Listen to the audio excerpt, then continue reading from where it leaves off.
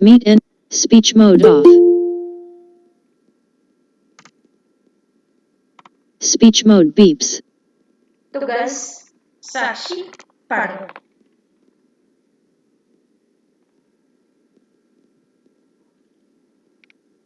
साक्षी मुझे सुन रहे हो? Sakshi Kumari? Yes ma'am, 1 minute. हाँ हाँ हाँ ठीक है।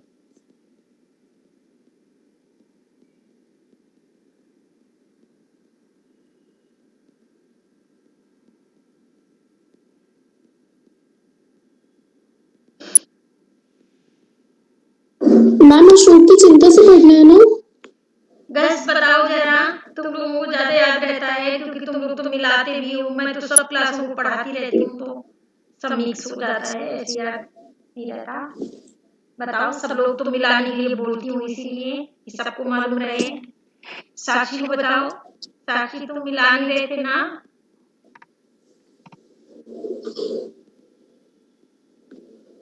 गर्ल्स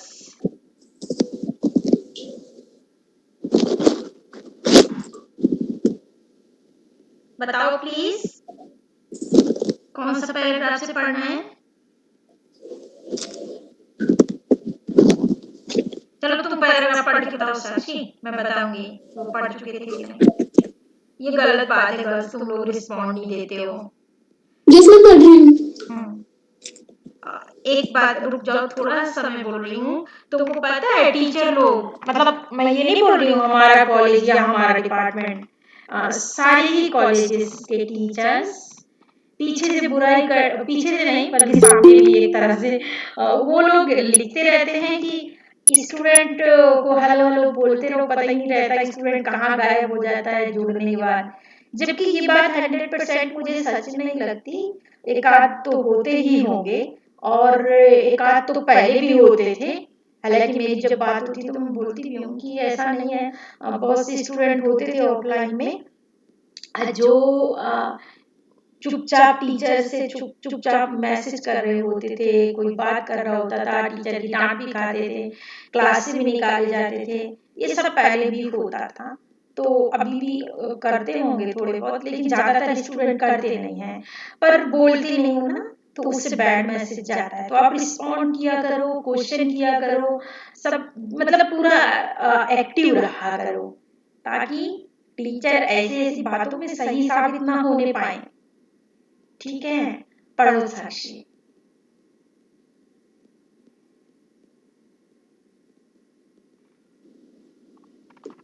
पढ़ो।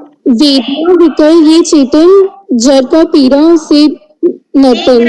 एक पैराग्राफ थोड़ी ऊपर से पढ़ो ताकि पहले से लिंक जुड़ जाए कि हम पढ़ क्या रहे थे। छूटे जाते सुने पल, खाली न काल का है निशंग। देखो, एक तो जो शब्द है ना, उनको बहुत ध्यान से देख के शुद्ध पढ़ो। आप हिंदी ऑनर्स के स्टूडेंट हो और एक आध शब्द अशुद्ध जा रहा है, कोई बात नहीं, ये सोचने की जरूरत नहीं है कि मैं अच्छा नहीं पढ़ती हूँ तो पढ़ूंगी नहीं, क्योंकि आप पढ़ोगे नहीं तो सुधरेगा ही नहीं। इसको एक बार फिर से पढ़ो और सारे शब्दों को ध्यान से पढ़ो। छूटे जाते सुने पल, खाली न काल का है निशंग। आराम आराम से पढ़ो, आप रीडिंग को फास्ट कर रहे हो, रीडिंग फास्ट नहीं करो। रीडिंग को मतलब लाउड तो ऊंचा हो, लाउड तो सही है तुम्हारा, धीमी आवाज मत करना, लेकिन स्पीड को कम करो, लय जिसको बोलते हैं हिंदी में उसको कम करो। छूटे जाते सुने पल, खाली न काल का है निशंग। Good good. खाली के बाद क्या पढ़ा? जाते सुने पल, खाली न काल का है निशंग। गुड।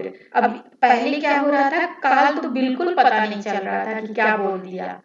ऐसे पढ़ो, रीडिंग लाउड रहे, लेकिन स्पीड उसकी जो लय है, रिदम है जो, वो धीमे रहे, क्योंकि आप भूल जाओ कि आप मेरे लिए पढ़ रहे हो और ये भी भूल जाओ कि आप साथियों के लिए पढ़ रहे हो। जब आप पढ़ रहे हो तो आप ऐसा पढ़ रहे हो कि जो दूसरा भी पढ़ सकता है, मिला सकता है। और अगर आपको पढ़ाना हो तो आप कैसे पढ़ाओगे, उस गुण को भी तो डेवलप करना है ना। यस तो मैम। मान लो आप टीचर हो और ऐसे पढ़ जाओ कि स्टूडेंट के पल्ले में पड़े तो फिर क्या होगा। तो आप वो गुण को भी डेवलप करना है। बढ़िया। तो गर्ल्स, ये मैंने पिछली बार बता दिया था आपको, आप सबको याद होगा कि जो कवि है वो कहता है कि जो काल का तर्कश है उसके तर्कश का तीरों से कभी खाली नहीं होता, हमेशा भरा रहता है। और वो तीर काल का सभी को लगता है, सभी को एक दिन उसके तीर से घायल होकर के मरना पड़ता है। मतलब मौत हमेशा सबको आती है, कोई इस दुनिया में अमर नहीं है। और जब अमर नहीं है, सबको खुद मरना ही है, तो हम मारने काटने का उत्सव क्यों करते हैं? हम इस चीज में विजय क्यों महसूस करते हैं? इसमें हम खुशियां क्यों मनाते हैं? हमें ये सब ना करके हमें मानव मन का शासन करना चाहिए, जिसमें मानव के मन को जीते, मानव के कल्याण के लिए कार्य करें। हमें तृष्णा से बचना चाहिए, हमारी तृष्णा ही हमारे दुखों का कारण है। क्या कह रहे हो? कुछ नहीं। ओके, नेक्स्ट अब पढ़ो, और थोड़ा थोड़ा पढ़ना और इसी तरह स्लो स्पीड में पढ़ना। Yes ma'am. वेदना विकल ये चेतन, जर का पीरा है नर्तन। और थोड़ा धीरे करो, लाउड तो बहुत बढ़िया बोलती हो, इसको बिल्कुल कम मत करना। मतलब जिसको ऊंचा कहते हैं ना, वो बहुत बढ़िया बोल रही हो। रीना, ध्यान दो, तुम्हें बार बार बोल रही थी रीना ऊंचा बोलो, बहुत बढ़िया। Yes ma'am, yes ma'am. हाँ, आगे से रीना पढ़ेगी तो ऐसे ही बढ़िया ऊंचा पढ़ेगी, लेकिन स्पीड को कम करो। वेदना विकल ये चेतन, जर का वेदना, पीरा है वेदना नर्तन। विकल, वेदना विकल, ये चेतन, ये चेतन, हम्म, जर का पीरा है नर्तन। जो जड़ चेतन, मतलब जड़ और चेतन, जड़ किसको बोलते हैं? जड़ क्या है? अच्छा, चेतन क्या है? चेतन क्या है? जिसमें चेतना है। और चेतना किसमें है? जिसमें प्राण है। और ये कैसे पता चले कि किसमें प्राण है? जो गति कर सकता है। तो फिर गति तो पेड़ पौधे भी करते हैं, हाँ करते हैं, और पेड़ पौधे भी गति करते हैं, तभी उनमें कहा जाता है कि प्राण है ना? आप कहेंगे अगर प्राण है तो फिर पौधों को क्यों काटा जाता है या पेड़ों को क्यों काटा जाता है? जब तक प्राण होते हैं तब तक काटना मना होता है। अगर आप अनाज भी बोते हैं खेत में, तो जब फसल बिल्कुल पक जाती है और फिर वो टूट कर गिर जाएगी अगर आप नहीं काटोगे, फिर वो आगे गति नहीं करती। जब तक वो गति कर रही होती, गति करना मतलब जब ग्रो करता है, जब तक वो विकास कर रही है, बढ़ रही है, दाने पक रहे हैं, मोटे हो रहे हैं, तब तक आप नहीं काटते। और अगर काटते हैं तो वो मतलब प्राकृतिक रूप से सही नहीं है। तो जब पक जाते हैं, जब उनको अब एक तरह से अब नहीं कुछ होना है, तभी काटा जाता है। इसी तरह पेड़ भी हरे नहीं काटे जाते, मतलब नेचुरली नहीं काटना चाहिए। अब कोई काट देगा तो हम क्या करेंगे? मेरे पड़ोस में कई लोगों ने काटे हैं, तो अब मैं उसका तो कुछ नहीं कर सकते ना। लेकिन पेड़ भी जब भी काटा जाता है जब वो बहुत विशाल वृक्ष बन करके, और वो मतलब फिर ना तो फल दे रहा होता है, ना ही छाया दे पाता है, और काफी बड़ा सूखा वैसा हो जाता है, मुझे वो तभी काटना चाहिए प्राकृतिक रूप से। तो यही है, नियम यही है। तो इसी प्रकार से जो प्राणी मात्र है वो सब चेतन है, और जो हिल डुल नहीं सकते हैं, गति नहीं कर सकते, वो सब जड़ हैं। फिर उसमें जैसे चाहे पानी हो, चाहे पेड़ पौधा हो, कुछ भी हो, जो चेतन नहीं है उस वो जड़ है, जो गति नहीं कर सकता। तो बहुत सारे के मन में ये प्रश्न आ सकता है कि क्या पानी जड़ नहीं है? क्योंकि पानी में भी लहरें उठती हैं या गति करता है, पर पानी गति अपनी मर्जी से नहीं करता है। पानी में गति जब ही होती है जब हवा का प्रवाह हो, ढलान हो, मतलब कोई ना कोई कारण बनता है उसके गति का। पानी स्वयं गति नहीं कर पाता है, ठीक है? इसलिए वो जड़ में ही आएगा।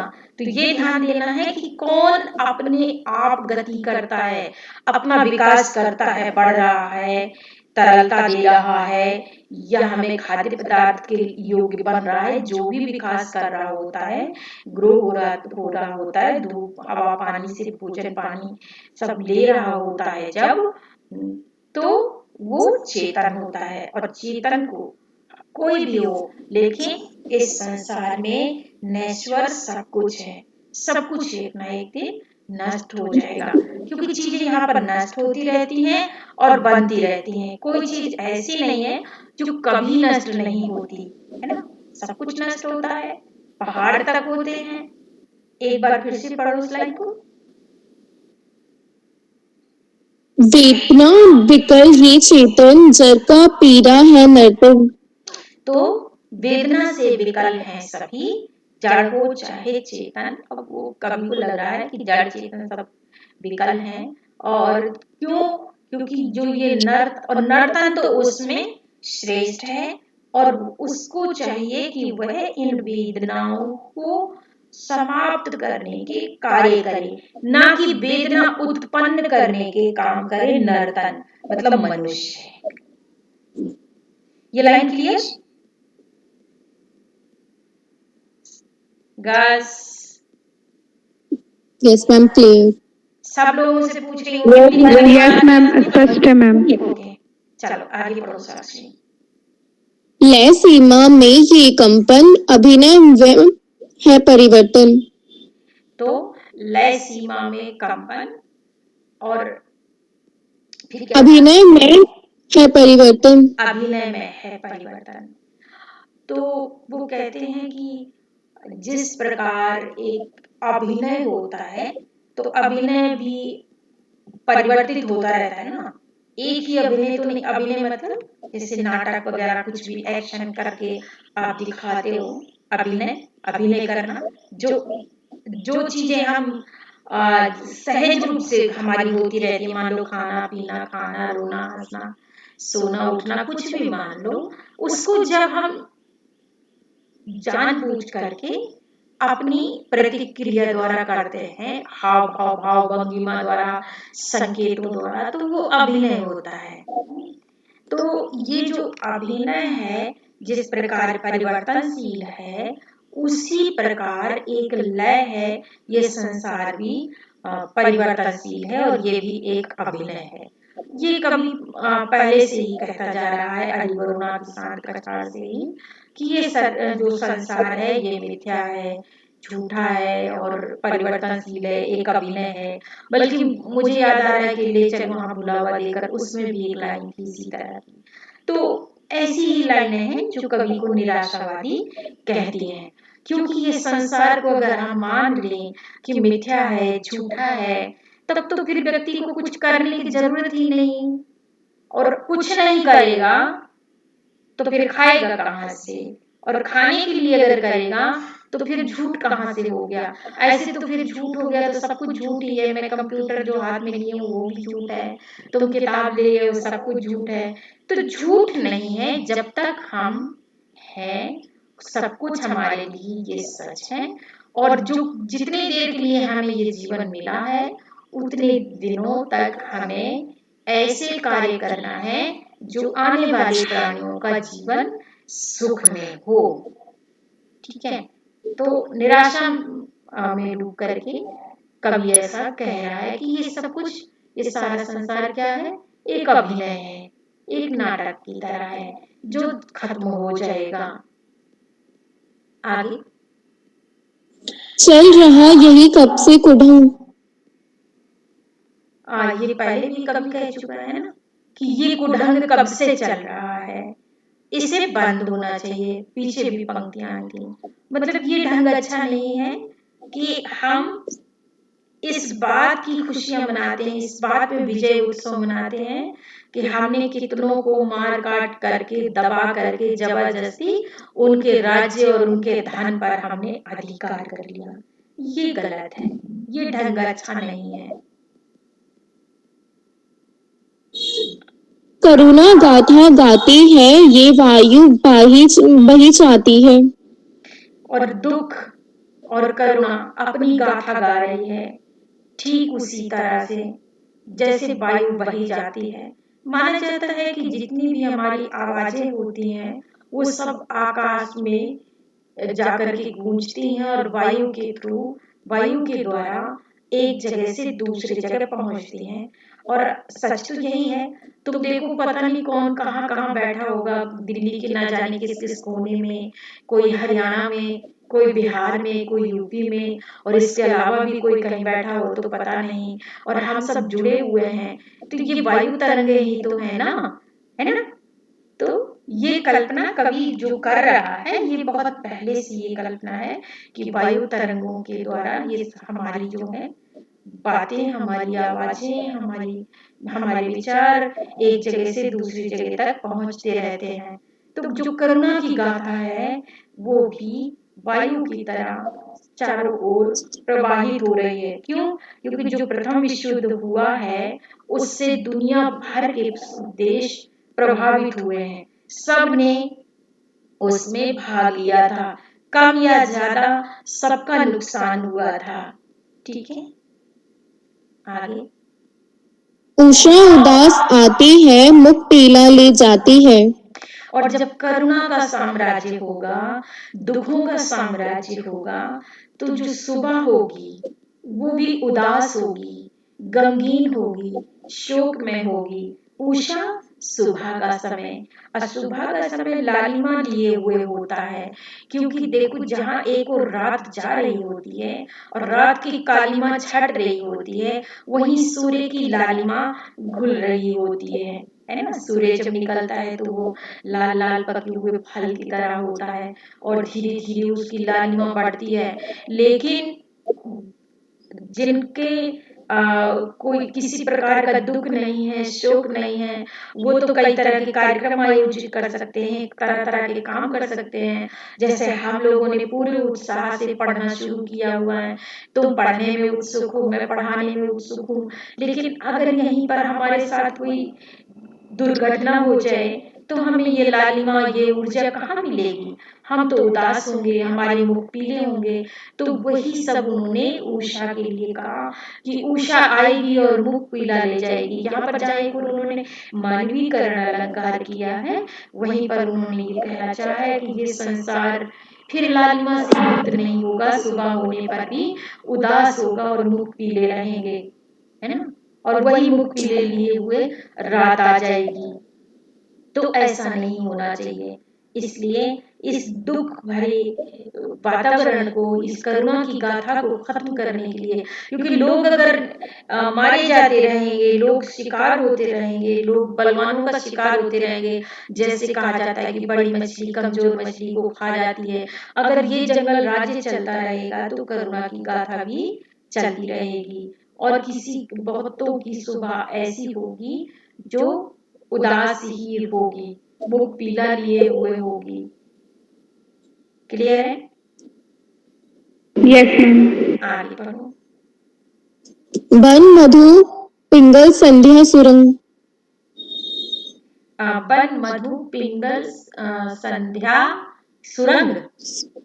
Yes ma'am. ओके, तो होना ये चाहिए कि इस तरह के कार्य हम करें कि जिसमें सुरंग मतलब सुंदर, रंग, सुरंग लाल के लिए भी कहा जाता है। लाल को कहते हैं सुरंग है, बिल्कुल देखो कितना बढ़िया सुरंग है। तो लाल के लिए भी सुरंग कहा जाता है। सुरंग से अच्छा रंग भी है, रंग मतलब रंग, असु लग गया उपसर्ग तो अच्छा रंग हो गया। तो अच्छा रंग ज्यादातर लाल को ही माना जाता है, क्योंकि लाल रंग जो होता है वो ऊर्जा का प्रतीक होता है। एक जिसमें ऊर्जा प्रवाहित है, प्रसन्न है और स्वस्थ है, उसी में तो लालिमा होती है ना। तो यहाँ पर उन्होंने कहा है, एक बार इस लाइन को थोड़ा सा फिर से रिपीट कर दो। बन मधु पिंगल संध्या सुरंग। अच्छा, बन मधु पिंगल, मधु शहद के लिए, मधु पिंगल, पिंगल किसके लिए? पिंगल का थोड़ा सा मैं अर्थ भूल रही हूँ, देखना जरा शब्दार्थ में दिया है क्या बस। पिंगल का अर्थ मेरे दिमाग से निकल रहा है। पिंगल पिंजरे के लिए शायद था, कुछ कुछ याद आ रहा है।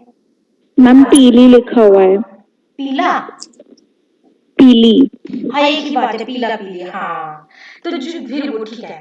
तो ऐसा होना चाहिए कि जो इस तरह की मधुरता हो कि जो ये पिंगल है, मतलब जो पीलापन है वो सुरंग हो जाए, लाल रंग हो। ये करुणा की गाथा खत्म हो तो पीला रंग भी खत्म होगा। जब मानो मन को जीतने के लिए कार्य होगा तो क्या होगा, फिर सुरंग होगा चारों ओर। सुरंग वो मतलब एक तो उसको भी सुरंग कहा जाता है जो बीच में जैसे पहाड़ी वहाड़ी काट के गुफा बनाया जाता है, बट वो सुरंग नहीं। यहाँ सुरंग का मतलब लालिमा से है कविता में। ठीक है, क्लियर है? कोई शब्द छूटा तो नहीं इस पंक्ति का? No ma'am. ठीक है, नेक्स्ट पढ़ो। आलोक किरण है आती, रेशमी डोर खिंच जाती। आलोक मतलब प्रकाश, किरण सूर्य हो या चंद्रमा, उसकी जो रश्मियां फैलती हैं, जिससे प्रकाश फैलता है उसे किरणें कहा जाता है। तो आलोक किरण है आती और एक रेशमी सी डोर खींच जाती। तो किरणें तो रोज आती हैं, रोज प्रकाश अलौकिक होता है। अलौकिक आपने पीछे शायद पूछा भी था, मतलब जो जिसको हम छू नहीं सकते, सिर्फ देख सकते हैं, महसूस कर सकते हैं। तो जो अलौकिक प्रकाश जो भौतिक नहीं है, अलौकिक है, अद्भुत है, जिसका आप शब्दों में वर्णन नहीं कर सकते, वो अलौकिक प्रकाश रोज आता है अपनी जो किरणों से रेशमी प्रकाश फैलाता है। लेकिन मनुष्य खुद ही संसार को दुख में बना रहा है, प्रकृति दुख नहीं दे रही है। देखिए, प्रकृति तो क्या करती है, उत्सव का काम कर रही है। रोज सूर्य चंद्रमा आते हैं और अलौकिक प्रकाश देते हैं, लेकिन मनुष्य क्या करता है, मनुष्य ही एक दूसरे के दुखों का कारण बन रहा है और अपने दुखों का भी बन रहा है। आगे, दृग पुतली कुछ नच पाती, फिर तमपट में छिप जाती। गृह पुतली, दृग पुतली, पहला शब्द गृह पुतली है ना? दृग पुतली है मैम। दृग पुतली यस मैम। या दृग पुतली? दृग पुतली। दृग, हाँ दृग होती है आंखें। पुतली आप सब जानते हो, जो पुतलियां जिसपे चित्रपटल बनता है ना, जिसको क्या बोलते हैं, एक तरह से कॉर्निया ही बोलते हैं। जो दृष्टि पटल होता है ना, दृष्टि पटल पे तो चित्र अंकित होता है, लेकिन जो कैमरे का काम करता है पर्दा, कॉर्निया, जिसको पुतलियां बोला जाता है। तो जो दृग पुतली क्या था पूरा लाइन? दृग पुतली कुछ नच पाती, फिर तमपट में छिप जाती। दृग क्या होता है कि जब व्यक्ति दुखित होता है तो दृग पुतली कुछ नच पाती, मतलब आंखें इधर से उधर देखती हैं और फिर तमपट पर छिप जाती। क्या होता है? तम अंधेरा, पट पर्दा। तो अगर दुख का साम्राज्य होगा तो यूं ही पुतलियां इधर उधर देखेंगी, नचेंगी और बंद हो जाएंगी आंखें। व्यक्ति कोई निराशा से मर जाएगा, कोई उदासी से, और किसी किसी को आप खुद ही मार देते हैं। और जब मरने वाला व्यक्ति प्राणों के लिए, दुख दर्द से छुटकारे के लिए इधर उधर देखता है और फिर उसकी आंखें बंद हो जाती हैं। तो कहने का मतलब, थोड़ा इधर उधर देखा कि उतने में ही जैसे अंधकार हो गया, रात हो गई और सब कुछ अंधकार में विलीन हो गया। जब दिन दुख में होगा और फिर वो दुख अंधकार में चुपचाप अब किसी न किसी कोने में पड़ा रहेगा। इसलिए ये दुख का साम्राज्य समाप्त हो, ये अंधकार समाप्त हो। आगे, कलरव कर सो जाते विहंग। कलरव पक्षियों की आवाज, विहंग पक्षी कलरव कर सो जाते बेहंग।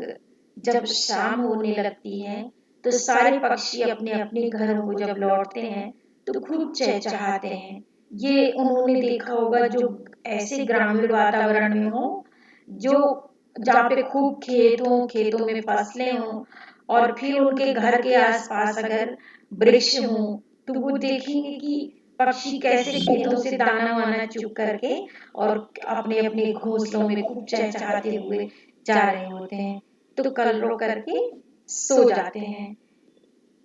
आगे लाइन। जब पल भर का है मिलन, जब पल भर का है मिलना, फिर चिर वियोग में झिलना। झिलना की जीना? चिर वियोग के बाद क्या है? झिलना मैम, झिलना है। झिलना? Yes ma'am. जलना तो नहीं है? नो मैम, झिलना ही है। अच्छा ठीक है। और लेकिन पता नहीं क्यों ज्यादा सार्थक जलना लग रहा है, इसलिए पूछा मैंने। हो सकता है, चलो ये भी हो, लेकिन मुझे जलना लगता है ज्यादा सार्थक शब्द यहाँ पर। तो कवि कहता है कि ये जीवन एक पक्षी की तरह है, जो अपना जैसे जो दाना वाना चुनने के लिए पक्षी दिन भर जाता है इधर उधर, तो उसी तरह कवि मानता है कि जो ये जीवन है कुछ दिन के लिए है और बाद में अंधकार रात हो जाएगी, कलरव करके सो जाएंगे। जैसे आप लोग नाच गा के सब कुछ करके सो जाते हैं और जो दुखी होते हैं तो दुखी होकर के सो जाते हैं, है ना। पहले उन्होंने कहा ना कि थोड़ी इधर उधर पुतलियां घूमेंगी और फिर तब में छुप जाएंगी, तो जो दुखी है उसका अंत इस तरह होगा। जो तुम सुखी अपने आप को समझ रहे हो, नाच गा रहे हो, संगीत कर रहे हो, तो तुम्हारा इस तरह होगा, पक्षियों की तरह की कलरव किया और सो गए।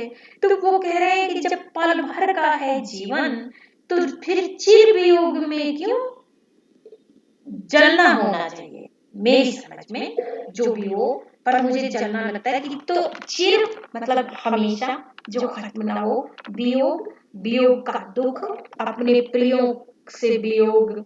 तो जब युद्ध होते हैं या कोई यूं ही दादागिरी में किसी का परिवार उजाड़ दे, युद्ध ना हो, एक मान लो कोई गुंडा बदमाश टाइप लोग हैं और अपनी बात मनवाए, मेरे लिए ये करो, मेरे लिए ये बात मानो, ये मानो, और नहीं मानोगे तो तेरा किडनैप हो जाएगा, तेरे बच्चे को ऐसा कर देंगे, तुम्हारी बीवी को कर देंगे, तो उससे भी तो वियोग होता है ना।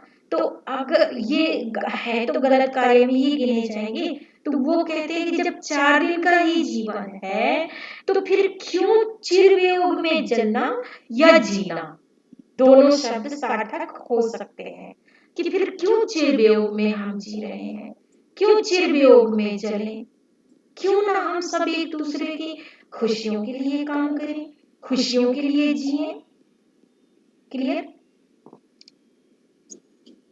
एक ही प्रात है खेलना, फिर सुख धूल में मिलना। एक प्रात ही है खिलना, फिर सूख धूल में मिलना।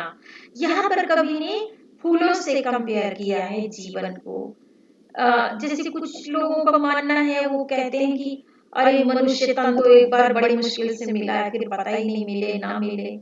तो इसी तरह से जो मनुष्य तन को इतना अल्प समय के लिए कवि कह रहा है कि जैसे फूल है, एक सुबह खिलता है और खिलने के बाद फिर वो मुरझा जाता है और मुरझा कर सूख करके फिर धूल में मिल जाता है। तो इसी प्रकार ये मनुष्य का जीवन है, जो एक फूल की तरह है, एक बार मिला है, अच्छे काम कर लो, अच्छा जीवन जी लो, और नहीं तो फिर बाद में जिस तरह से धूल में मुरझा कर सूख करके फूल मिल जाता है, उसी प्रकार तुम भी पंच तत्वों में इसी मिट्टी में मिल जाओगे। हालांकि मैं समझती हूँ कि इतना निराशावादी नहीं होना चाहिए। अच्छे काम के लिए प्रेरित करना ठीक है, लेकिन ये समझना कि बस मरने वाले हैं, बस मरने वाले हैं, और इतना भी दहशत नहीं होना चाहिए। व्यक्ति इतनी दहशत में तो ये भी नहीं सोच पाएगा कि अच्छा काम कौन सा है और बुरा कौन सा है, और फटाफट वो क्या कर डाले। तो मतलब कुछ ज्यादा ही कवि निराशा में है। और पर यह है कि वो जो जो कंपेयर कर रहा है, चाहे फूल से कर रहा है, चाहे पक्षी से कर रहा है, उजाले से, अंधेरे से, नाटक से, किसी से भी कर रहा है, जिससे भी तुलना कर रहा है, वो तुलना इसीलिए कर रहा है कि वो बताना चाहता है कि जीवन ऐसा नहीं है कि कभी नहीं समाप्त होगा, एक न एक दिन मृत्यु आएगी, सबको मरना होगा। तो अगर सबको मरना ही है तो हम मरने मारने का कार्य क्यों करें? वो तो सब मर जाएंगे ही, सब एक न एक दिन खत्म होगा ही। तो हम क्यों ना एक दूसरे की खुशियों के लिए काम करें, कल्याण के लिए जिए। ठीक है, यही बात है सारे तुलनाओं में। और एक तरह से कवि सभी जगह मानवीकरण कर रहा है और लक्षित कर रहा है प्राकृतिक चीजों को, और लक्ष्यार्थ है मनुष्य, मनुष्य का जीवन। ठीक है, आगे। तब क्यों चटकीला सुमन रंग, थोड़ी कंटिन्यू कर दो इसको। तब क्यों चटकीला सुमन रंग संस्कृति के विषक्त पगरे। ये जो सुमन मतलब पुष्प, और सुमन का में देखा जाए तो श्रेष्ठ अलंकार है। सुमन का मतलब पुष्प होता है, फूल होता है, और वहीं पर सुमन का मतलब होता है अच्छे मन, अच्छा मन, है ना। तो अच्छा मन, सुमन का ये चटकीला रंग क्यों है? क्या इसीलिए कि आप उसे नष्ट कर दें या वो बस नष्ट हो जाए? क्या इसलिए नहीं है कि उसे देख करके हम प्रसन्न हो, और प्रसन्न होकर उसे निहारें, अपने आंखों को सुख दें, सिर्फ धूल में मिलने से पहले हम उसके सौंदर्य का आस्वादन करें। इस लाइन को दोबारा से पूरा पढ़ दो। संस्कृति की विकसित पगरे, और ये चलती संस्कृति मतलब प्रकृति या सृष्टि। तो क्या ये संस्कृति या प्रकृति जो है इसीलिए तो नहीं है ना कि बस सिर्फ नष्ट हो जाए और हम उसे नष्ट ही करें। इसलिए भी है कि हम इस प्रकृति से कुछ सीखें और प्रकृति की तरह जिएं। जैसे ये सुमनों के जो चटकीले रंग हैं वो हम सबको प्रसन्नता देने के लिए है। इसी प्रकार जितना भी जो कुछ सृष्टि में है सब कुछ परोपकार के लिए है। लेकिन एक मनुष्य है कि वो सिर्फ क्या करता है, विनाश करता है, और स्वार्थी बन करके सिर्फ अपने उपभोग के लिए कार्य करता है। जबकि ये संस्कृति क्या करती है, ये प्रकृति क्या करती है, ये परोपकार का कार्य करती है, ये दूसरों पर लुटाती है। फूलों का जो चटकीला रंग है वो हमारे अपने लिए, सॉरी उसके अपने लिए नहीं है, हमारे लिए है ना। ये सब कहना चाहता है। संस्कृति का एक बार देख लेना, प्रकृति ही है ना, सृष्टि ही है ना। मैं ठीक है, आगे।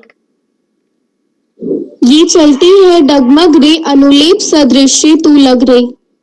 और ये चलती है डगमग रे, थोड़ा सा इसके ऊपर के कुछ वर्ड पढ़ना ना, किसके लिए डगमगा रहा है। संस्कृति की विकसित पगरे, अच्छा, हाँ हाँ, एक सेकंड। कब एक इसमें और एक अर्थ निकल रहा है कि तुम्हारे इस कार्य से, तुम्हारे विध्वंसक जो कार्य हैं युद्ध वाले, इससे संस्कृति भी मतलब ये सृष्टि भी डगमग होती है, डोल जाती है, कांप जाती है। जैसे आप देखेंगे बहुत सारे वर्णन में, यहाँ तक कि अगर आपने कवि भूषण की शिवा बावनी अगर आपके में लगी रही होगी, रीति काल के कवियां अगर पढ़ा हो तो उनका भी, और बहुत सारे जो वीर काव्य हैं अगर आप पढ़ोगे तो उनमें लिखा रहता है कि जब फलाना युद्ध करने जाता था तो धरती कांपती थी, शेषनाग कांपता था। तो कुछ इसी तरह से कि ये जो संस्कृति है, जो ये सृष्टि है, वो भी डगमगा रही है तुम्हारे विध्वंसक कार्यों से, वो भी नष्ट हो रही है, वो भी इस तरह से साबित कर रहे हो उसको कि जैसे सौंदर्य प्रसाधन होते हैं, अनुलेप करना, कुछ सौंदर्य प्रसाधन के लेप होते हैं खूबसूरती वगैरह निखारने के लिए, सुंदर लगने के लिए, तो तुम उस तरह से उस उसको इस्तेमाल कर रहे हो कि तुमने उसे इस्तेमाल किया और बस खत्म हो गया, एक अनुलेप की तरह। तो इस तरह अगर करोगे, विध्वंसक कार्य रहेंगे, तो ये सृष्टि भी नष्ट हो जाएगी। अगर तुम एक दूसरे के लिए प्रकृति के भी, अगर प्रकृति को तुम अपने लिए इस्तेमाल कर रहे हो, तो तुम्हें प्रकृति के लिए भी जीना होगा और एक दूसरे के लिए भी जीना होगा। एक दूसरे के कल्याण के लिए, प्रकृति कल्याण के लिए भी कार्य करना होगा, नहीं तो ये सब विध्वंसक होगा। उससे प्रकृति को भी, मतलब सृष्टि को भी नुकसान हो रहा है, वो भी डगमग हो रही है। डगमग मतलब डोलना, डगमगाना। आगे मृदु दल मृदु दल बिखिर इस मग रे कर चुके मधुर मधुपान भृंग। और तुम इस तरह से इस्तेमाल कर रहे हो इसको कि आधी आधी लाइन पढ़ दो जैसे पहले पढ़ रहे थे। मृदु दल बिखिर इस मग मृदु रे। दल होगा, मृदु दल, मृदु दल यस मैम, मृदु हाँ, दल। मृदु मतलब मुलायम, दल पत्ते। तो जैसे तुम मुलायम मुलायम पत्तों को जैसे तुम दलों को तमित कर दो, कुचल दो, मृदु दल। पढ़ो इस लाइन को फिर से। मृदु दल बिखेर इस मग रे हम्म। कर चुके मधुर मधुपान भृंग। हाँ, और इस प्रकृति का तुम इस तरह से इस्तेमाल कर रहे हो जैसे तुम अपने रास्ते के पत्तों को कुचल दो और मृग, सॉरी मृग कह रही हूँ, भृंग, भृंग मतलब भंवरा, कलियों का, फूलों का रस पान करके निचोड़ दें उनको। प्रकृति को मतलब तुम बिल्कुल दुरुपयोग कर रहे हो, प्रकृति का दोहन कर रहे हो, पर उसे कुछ दे नहीं रहे हो। क्योंकि जब युद्ध होते हैं तो फसलें नष्ट हो जाती हैं, जलाशय अशुद्ध हो जाते हैं, और पेड़ पौधों को भी नुकसान होता है, और मनुष्य को और धन का, सब कुछ का तो होता ही है, ये सब कुछ भी नुकसान होता है। तो ये सब कुछ के लिए वो प्रकृति के लिए कह रहे हैं कि तुम इस तरह से नष्ट कर रहे हो कि जैसे तुम अपने रास्तों में बिछे मुलायम पत्तों को दलित कर दो, उनको कुचल दो, और मग रास्ता, और जैसे भंवरा कलियों का, फूलों का रस पान करके उनका रस निचोड़ ले और वो निर्जीव की तरह बनी रहे और मुरझा करके फिर धूल में मिल जाए। इस तरह प्रकृति का दोहन मत करो। तुम प्राणियों के लिए हानिकारक तो हो ही, लेकिन प्रकृति के लिए, सृष्टि के लिए भी हानिकारक सिद्ध हो रहे हो। आगे भुंती वसुधा तपते नग दुखिया है सारा अब जग। पहला शब्द क्या है? भुंती भूनती, वसुधा भूनती तपते हाँ, नग। भूनती वसुधा, भूनना मतलब जलना, बल्कि उसमें जल करके भून जाना। भूनना जैसे तुम आग जलाओ खूब सारी और उसमें आलू डाल दो, बैंगन डाल दो, तो वो सिर्फ जलते नहीं है, वो उस जलन से भूनते हैं, है ना। उसी तरह से ये वसुधा तुम्हारे विध्वंसक कार्यों से भून रही है। भूनती वसुधा। आगे तपते नग। तबते नग, नग मतलब पहाड़। पहाड़ों में तो देखो बर्फ होती है, पहाड़ ऊंचाई में होते हैं तो ऊंचाई में ठंडक रहती है ज्यादा, लेकिन तुम क्या कर रहे हो, सब कुछ नष्ट कर रहे हो। पहाड़ों के वृक्ष, पहाड़ों का वो ठंडापन, तो उससे क्या हो रहा है कि बर्फ पिघल पिघल करके नीचे आ जाती है। तो वसुधा भी भून रही है, नग भी तप रहे हैं, पहाड़ तप रहे हैं। तब तब तपते नग।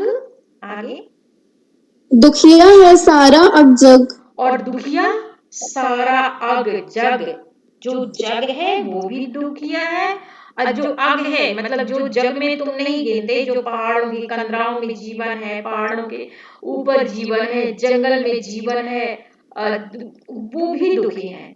मतलब जो पेड़ पौधे प्राकृतिक संपदा है, जहां पर मानव प्राणी भले नहीं है लेकिन प्राकृतिक संपदा है, वो भी नष्ट हो रही है। तो अग जग, जैसे उन्होंने जड़ चेतन बीच कहा था ना, इसी तरह वो कह रहे सब दुखी हैं तुम्हारे इन कार्यों से।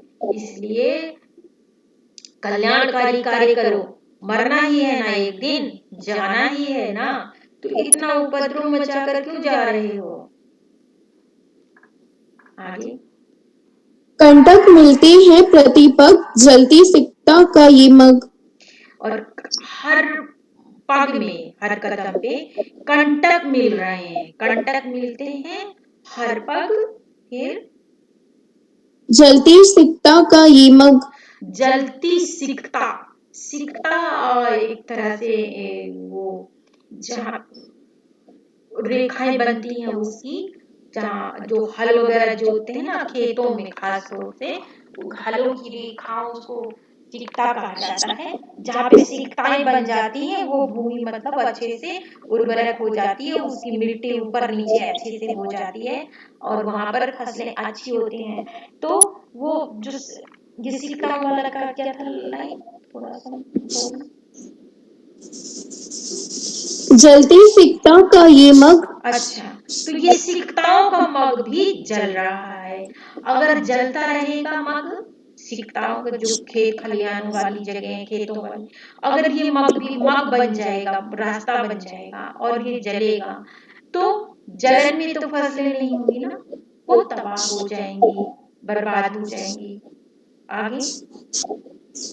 बह जा बन करुणा की तरंग, जलता है ये जीवन पतंग। हाँ, तो ये जो जीवन पतंग है वो जल रहा है। और उस क्यों जीवन पतंग जल रहा है? क्योंकि हर चीज जल रही है, हर कुछ दुखी हो रहा है। देखो पहाड़ों तक के लिए उन्होंने कह दिया कि तप रहे हैं, वसुधा के लिए कहा भून रहे हैं, सिकताएं जल रही हैं। तो सब जगह पर्यावरण एक तरह से विध्वंस हो रहा है। सब कुछ आप छिन्न भिन्न कर रहे हैं अपने विकास के कार्यों से, अपने विध्वंसक युद्ध उन्मादक कार्यों से, अपने साम्राज्यवादी कार्यों से कि हमें सब पर अधिकार करना है, हम सबके राजा हैं, हम सब कुछ अपने वश में कर लेंगे।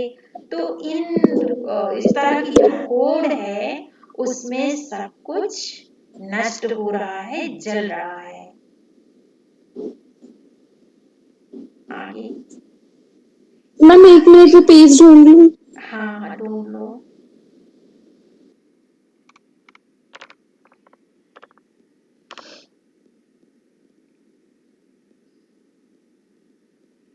अगस्त प्रसाद तो खत्म होने वाला है, अभी तक तुमने बुक नहीं खरीदी ना?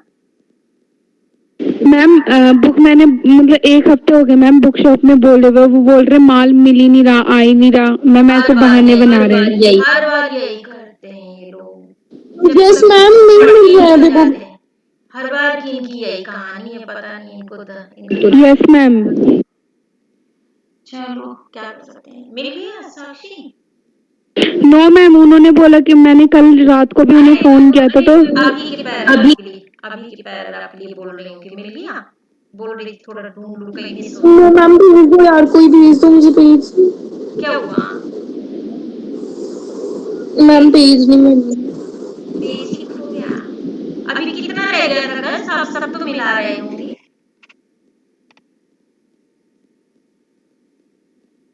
मैम 2 लाइन रह गई हैं।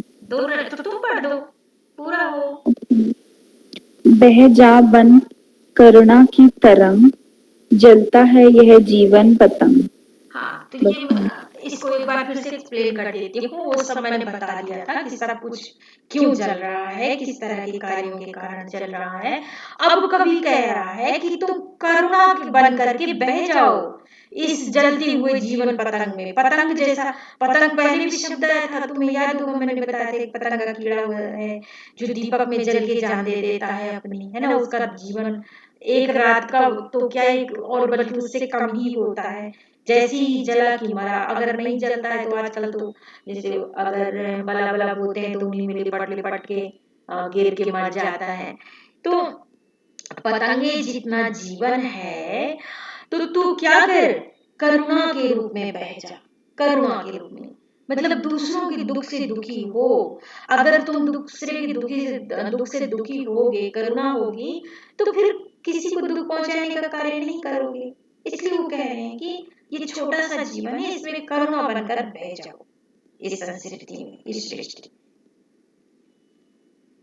आगे मैम बस खत्म यहीं तक है। अच्छा, खत्म है यहाँ से। तो बस देखो, ये एक बड़ी कविता थी। जितनी लहर की कविताएं हम पढ़ रहे हैं, हमारे सिलेबस में लगी है प्रसाद की, उनमें से ये सबसे बड़ी कविता थी, जिसे हमने 3 बार की क्लासों में खत्म कर रहे हैं। हम आज ये तीसरी क्लास है इसी कविता की। तो आप एक काम करना कि इसे फिर से पढ़ लेना, और किसी को कहीं कोई मुश्किल लगे तो अगली क्लास में मेरे साथ डिस्कस कर लेना, ठीक है? और अगर जिसके जो भी क्वेरीज होगी, जो भी प्रश्न होंगे, उनको मैं बताती हूँ, उनके जवाब देने के बाद फिर हम अगली क्लास में निराला पढ़ेंगे। तो निराला की तैयारी आपके बिल्कुल पास होनी चाहिए कि निराला की कविताएं बड़ी बड़ी नहीं हैं, लेकिन निराला की कविताएं बहुत महत्वपूर्ण हैं, प्रगतिवादी कविताएं हैं, छायावादी भी हैं, संध्या सुंदरी छायावादी कविता है।